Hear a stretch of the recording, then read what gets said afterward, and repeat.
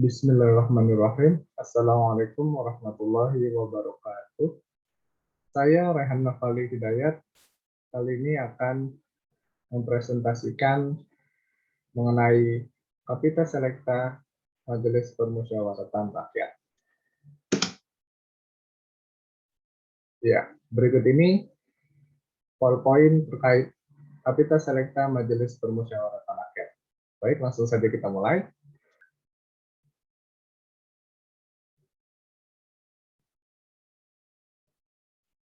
Ini fokus pembahasan dalam presentasi kali ini, yaitu hanya terdiri dari dua hal.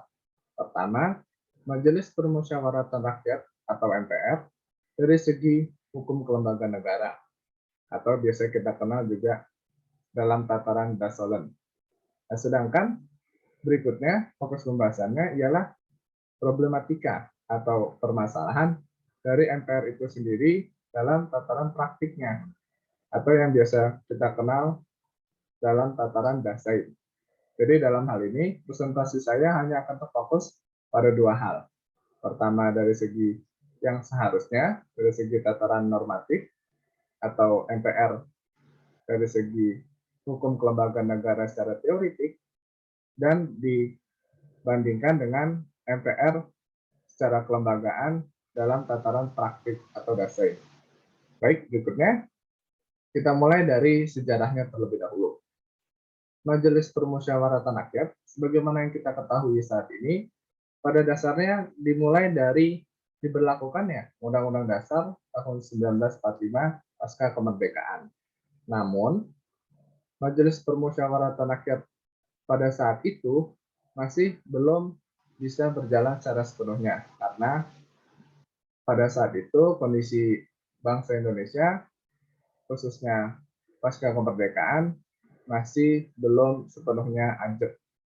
Maka dari itu, berdasarkan pasal 4 aturan peralihan, MPR dalam hal ini pada saat transisi kemerdekaan, kewenangan, tugas, dan fungsinya untuk sementara waktu diambil alih terlebih dahulu oleh Presiden bersama Komisi Nasional Indonesia Pusat atau KNIP. Lalu setelah itu, MPR dalam sistem ketatanegaraan mengalami pasang surut, yaitu pada saat Indonesia berubah menjadi Republik Indonesia Serikat, lalu berubah kembali berdasarkan Undang-Undang Dasar sementara 1950, kewujudan MPR sebagai perwakilan daulat rakyat tidak sepenuhnya eksis dalam sistem kelembagaan negara. Namun, setelah diadakannya pemilihan umum tahun 1955, sebagaimana yang kita tahu ini merupakan salah satu pemilihan umum terdemokratis sepanjang sejarah Indonesia, maka hasil dari pemilu tahun 1955 ini nantinya akan membentuk suatu Dewan Konstituante, yaitu pada waktu itu hanya ditujukan untuk merumuskan atau merancang Undang-Undang Dasar sebagai fundamental hukum yang menjadi rujukan bagi seluruh rakyat Indonesia. Pada akhirnya dibentuklah Dewan Konstituante berdasarkan pemilu tahun 1955. Namun, seiring berjalannya waktu, Dewan Konstituante terus bekerja untuk merumuskan Undang-Undang Dasar sebagai dasar hukum negara Indonesia. Akan tetapi, perundingan-perundingan dan perdebatan di dalamnya menjadi sangat runcing, sehingga tiba pada saatnya Dewan Konstituante belum berhasil merumuskan Undang-Undang Dasar sebagaimana yang menjadi tujuan awal dibentuknya, lalu pada saat itu sudah masuk pada fase reses dari Dewan Konstituante. Di kala Dewan Konstituante masuk di masa reses, Presiden Soekarno meluncurkan dekret Presiden tahun 1959 yang menyatakan bahwa pembubaran Dewan Konstituante, lalu yang kedua, memberlakukan kembali Undang-Undang Dasar 1945, dan berikutnya membentuk Majelis Permusyawaratan Rakyat sementara dan lembaga-lembaga lainnya yang terkait. Dekret presiden tersebut ditindaklanjuti oleh penetapan presiden nomor 2 tahun 1959 yang menyatakan bahwa pada intinya mengejawantahkan amanat dekret presiden tersebut terkait sistem keanggotaan, tugas, pokok, dan fungsinya daripada MPRS yang baru saja dibentuk. Lalu MPRS ini menjalankan tugasnya sebagaimana amanat daripada dekret presiden 1959. Dalam fase MPRS ada satu hal yang cukup menarik, di mana secara umum lembaga ini ditujukan untuk membuat garis besar haluan negara, namun masih terdapat limitasi terkait dengan pemilihan presiden dan wakil presiden, serta menetapkan undang-undang dasar. Satu hal yang menarik dari fase MPRS ini ialah keluarnya ketetapan MPRS nomor 3 tahun 1963 yang menyatakan bahwa Presiden Soekarno ditetapkan sebagai presiden seumur hidup. Tentu ini mengundang problematika secara sistem ketatanegaraan bila mana ditinjau dari limitation of power, konstitusionalisme, dan sebagainya. Ini nanti bisa kita perbincangkan lebih lanjut terkait hal ini. Lalu berikutnya, MPRS tidak berlangsung cukup lama. Pada tahun 1969, tepatnya pada era Orde Baru, pada masa pemerintahan Soeharto, dilahirkan Undang-Undang Nomor 16 Tahun 1969 yang mengatur perihal susunan dan kedudukan MPR, DPR, dan DPRD atau yang biasa kita kenal dengan Undang-Undang Susduk. Nah, pada masa ini nomenklatur MPRS sudah berakhir, lalu sudah kembali menjadi Majelis Permusyawaratan Rakyat. Baik, itu secara singkat dinamika perjalanan Majelis Permusyawaratan Rakyat sejak kemerdekaan hingga saat ini menjadi Majelis Permusyawaratan Rakyat sebagaimana yang kita ketahui sekarang. Kita lanjut saja. Berikutnya ialah terkait rasio legis pembentukan Majelis Permusyawaratan Rakyat. Yang jadi poin utama di sini ialah pertanyaan besar. Kenapa Majelis Permusyawaratan Rakyat itu dibentuk? Pertimbangan dan landasan filosofis secara fundamental yaitu berawal dari pemikiran Soekarno, Muhammad Yamin, dan Supomo pada saat sidang BPUPKI. Pada saat itu, para founding fathers kita berpandangan bahwa Indonesia yang berlandaskan Pancasila dan berbasiskan Bhinneka Tunggal Ika memerlukan suatu wadah yang menjadi daulat dari rakyat melalui sistem perwakilan berdasarkan prinsip permusyawaratan sebagaimana merujuk pada sila keempat Pancasila. Jadi mereka berpandangan bahwa kedaulatan secara mutlak berada di tangan rakyat. Namun dalam pelaksanaannya dibutuhkan representasi daripada rakyat itu sendiri dalam bentuk perwakilan daripada rakyat-rakyat dalam suatu wadah berdasarkan prinsip permusyawaratan. Nah, maka dari situlah dibentuk suatu wadah khusus sebagai wakil daripada rakyat-rakyat Indonesia bernama Majelis Permusyawaratan Rakyat atau MPR. Hal itu merupakan pengejawantahan daripada sila keempat sebagaimana dasar daripada negara Indonesia ini sendiri. Secara singkat begitu. Lanjut. Kita memasuki kedudukan MPR. Dalam PowerPoint terlihat bahwa Majelis Permusyawaratan Rakyat mengalami pergeseran secara kelembagaan sebelum reformasi dan pasca reformasi. Di mana sebelum reformasi, Undang-Undang Dasar kita menegaskan bahwasannya pada pasal 1 ayat 2, kedaulatan berada di tangan rakyat dan dijalankan sepenuhnya oleh Majelis Permusyawaratan Rakyat.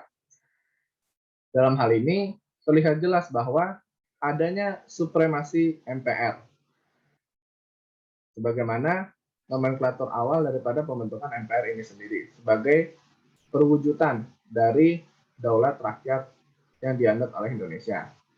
Sedangkan dalam praktiknya, pelaksanaan tugas-tugas MPR tidak selamanya merepresentasikan kehendak dan keinginan daripada rakyat itu sendiri.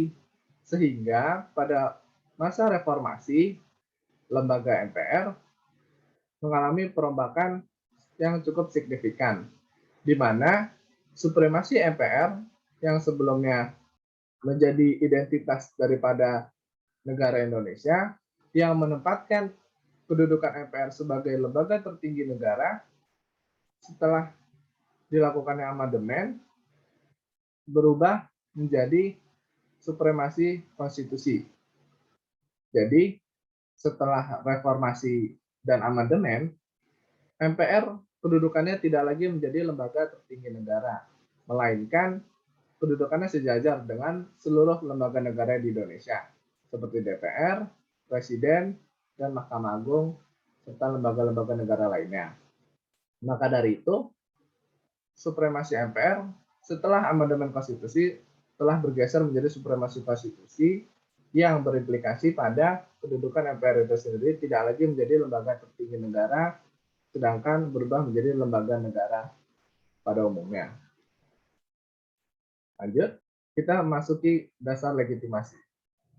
Jadi, pembentukan Majelis Permusyawaratan Rakyat secara konstitusional dilandaskan pada bab 2, pasal 2 dan 3 Undang-Undang Dasar Negara Republik Indonesia tahun 1945, beserta aturan turunannya, yaitu Undang-Undang terkait MD3 atau MPR, DPR, DPD, dan DPRD. Di mana dalam hal ini, sebagaimana yang kita ketahui bersama bahwasannya Undang-Undang MD3 ini selalu mengalami perubahan, pembaharuan, dan pembaharuan. Dan tiba pada pembaharuan yang terakhir dari versi Undang-Undang MD3 ini ialah Undang-Undang Nomor 13 Tahun 2019. Baik, lanjut. Berkenaan dengan tugas dan wewenang daripada MPR itu sendiri. Secara tugas, Majelis Permusyawaratan Rakyat dibentuk untuk memasyarakatkan yang biasa kita kenal dengan 4 pilar, yaitu Pancasila, Undang-Undang Dasar Negara Republik Indonesia tahun 1945, Bhinneka Tunggal Ika, dan NKRI. Yang kita ketahui bersama bahwasannya 4 pilar ini tidak murni disebut sebagai 4 pilar.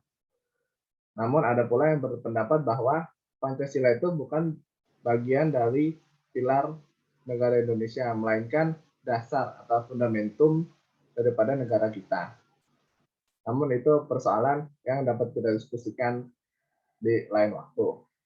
Lalu mengkaji sistem ketatanegaraan Indonesia.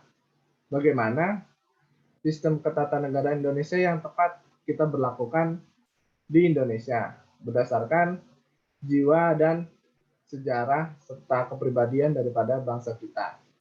Dan yang terakhir ialah tentunya menyerap aspirasi daripada rakyat. Dalam hal ini, aspirasi yang dimaksud ialah bersifat bottom up.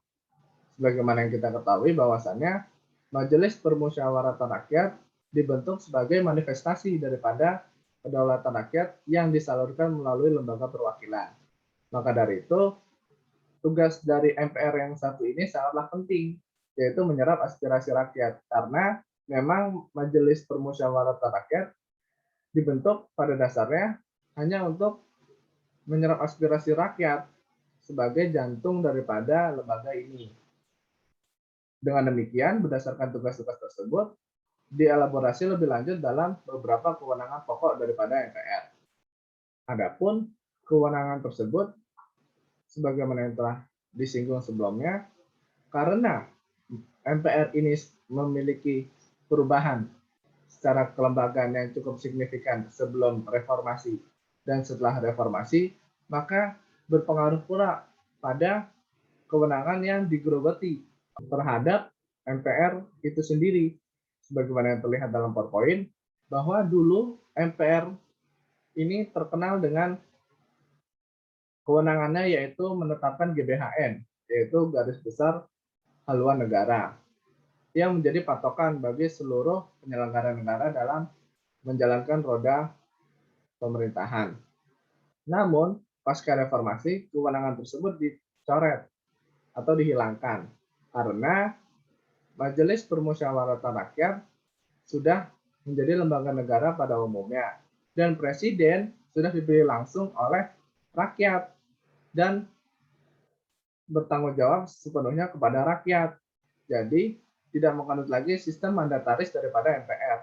Karena pasal 1 ayat 2 Undang-Undang Dasar Negara Republik Indonesia tahun 1945 pasca amandemen menegaskan bahwasannya kedaulatan berada di tangan rakyat dan dijalankan berdasarkan konstitusi atau Undang-Undang Dasar Negara Republik Indonesia tahun 1945. Maka dari itu, kewenangan terkait GBHN ini tidak lagi dicantumkan dan melekat pada lembaga MPR.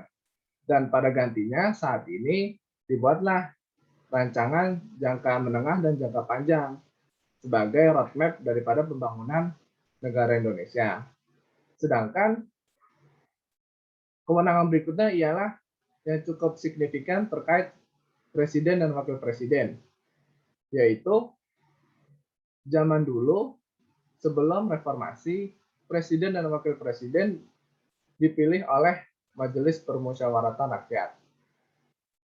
Maka dari itu, ada salah satu kewenangan dari MPR ialah memilih presiden dan wakil presiden, sebagaimana konsep yang dianut zaman dahulu kala pada era Orde Baru dan sebelumnya, yaitu presiden dan wakil presiden bertanggung jawab sebagai mandatoris daripada MPR. Karena MPR itu sendiri, baik lagi pada awalnya dibentuk sebagai representasi dari daulat rakyat. Maka dari itu, dahulu kala presiden dan wakil presiden bertanggung jawab pada MPR dan dipilih oleh MPR. Sedangkan pasca reformasi dan amandemen konstitusi, presiden dan wakil presiden dipilih langsung oleh rakyat melalui pemilu. Maka dari itu, dalam hal ini pada pasal 2 Konstitusi Negara Republik Indonesia berubah menjadi MPR berwenang hanya melantik. Di situ frasanya menggunakan frasa melantik presiden dan wakil presiden yang telah dipilih melalui pemilu. Jadi pemilihan itu sendiri sudah dipindahkan menjadi pemilihan umum yang dipilih langsung dan MPR hanya melantiknya saja dari hasil pemilu tersebut. Dan yang berikutnya ialah kewenangan perihal amandemen Undang-Undang Dasar. Dalam hal ini tentu saja Majelis Permusyawaratan Rakyat sebagaimana representasi utama dari seluruh kedaulatan rakyat di Republik ini, tentu saja lembaga inilah yang berwenang untuk menentukan dan menetapkan serta mengubah Undang-Undang Dasar Negara Republik Indonesia tahun 1945 sebagai produk hukum dasar bagi seluruh sistem hukum di Indonesia. Lalu yang terakhir ialah perihal kewenangan impeachment presiden. Dalam hal ini, impeachment presiden tetap melekat sebagai kewenangan MPR, yaitu bila mana presiden dan atau wakil presiden meninggal dunia, berhenti, diberhentikan, atau tidak dapat menjalankan tugasnya lagi. Maka dari itu, MPR lah yang berwenang untuk melakukan proses impeachment, tentu saja melalui keputusan dari Mahkamah Konstitusi terlebih dahulu yang bermula dari pengajuan Dewan Perwakilan Rakyat. Semata-mata ditujukan untuk checks and balances antar lembaga negara. Lanjut. Berikutnya kita akan membahas perihal struktur keanggotaan. Nah, di sini dia aspek terpenting daripada Majelis Permusyawaratan Rakyat itu sendiri, di mana dari awal sudah disebutkan bahwasannya MPR ini merupakan manifestasi atau representasi dari seluruh rakyat Indonesia. Nah, dalam hal ini terbukti dari struktur keanggotaannya, di mana Majelis Permusyawaratan Rakyat terdiri dari DPR, Dewan Perwakilan Rakyat, yang terdiri dari 9 fraksi, dan Dewan Perwakilan Daerah, yang terdiri dari 1 kelompok anggota. Di mana DPR itu sendiri berjumlah 575 anggota, dan ditambah dari anggota DPD yang dalam hal ini berjumlah 136 anggota, dan keduanya apabila ditotal menjadi 711 anggota, di mana 711 anggota ini baru disebut sebagai anggota Majelis Permusyawaratan Rakyat.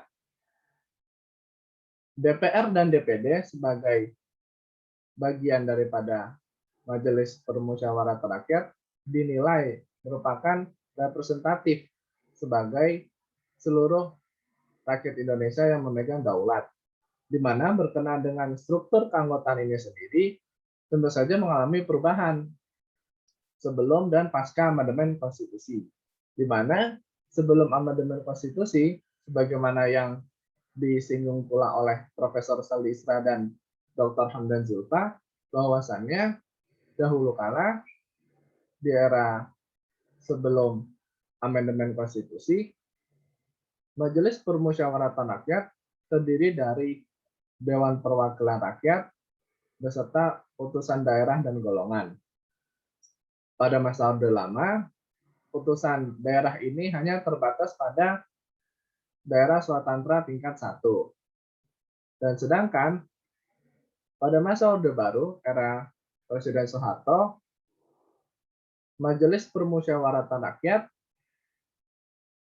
terdiri dari Dewan Perwakilan Rakyat beserta putusan daerah dan golongan. Dalam hal ini, golongan berbagi menjadi golongan non-ABRI dan golongan ABRI.